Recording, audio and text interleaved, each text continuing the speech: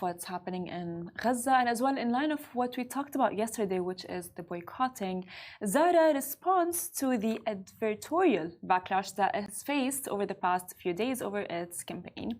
Now, in light of our news about the boycotting, as said, residents have joined Zara to the last as days after its Atelier campaign, which featured a model amid the rubble, limbless statues and mannequins wrapped in white cloth, and plastic sparked outrage online, of course. Now, the Spanish retailer backtracked and removed it. However, they've released a statement. They say it represents a series of images of unfinished sculptures, so not rubble, in a sculpture studio. And the campaign was created to showcase a handmade garment in its artistic context. Now, of course, in a release statement, Zara's designer has, quote, said the campaign called The Jacket was conceived in July and photographed in September, the month before Israel's bombing campaign that happened and invasion of Gaza.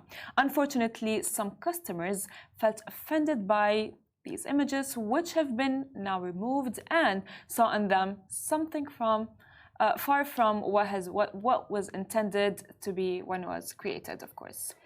So honestly, Casey, what do you think of the statement?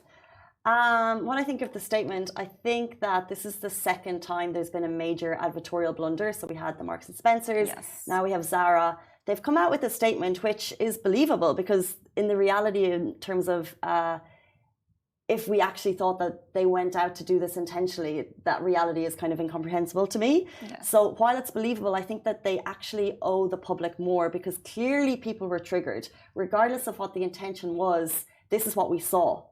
So they kind of need to read the room. Yeah. And I think that with their statement, I feel like there could be they could give a little bit more information. Like if you say it was in July, why not prove it? Yeah. Why not, have someone come out and say, look, I actually support Gaza. I was involved in this campaign. It happened in July. Like, put a human there. And I think that we'd be able to empathize more with the situation. I feel like I do believe, Zara, that it wasn't intended, but I just think that more could have been done to empathize with a triggered population.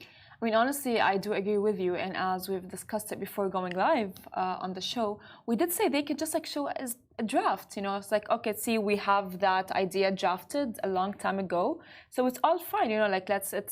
We didn't mean to just offend a lot of people, but as well, maybe they shouldn't have posted the campaign, considering the fact that Gaza was going through a lot.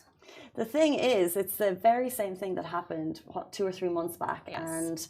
And they say the campaign is shot and it goes live. However, I remember seeing just 3 days ago, I remember seeing people calling out Zara and then scrolling down and the ads were still live. And I'm thinking, yeah, you have a massive issue here in terms of a public, and you just need to remove and react immediately. Now they have issued the response and we'll see how people will respond to it as it goes forward. But as we are now, they have issued their response and we'll see how people take it from there. I mean, honestly, let's see what Zara's going to do.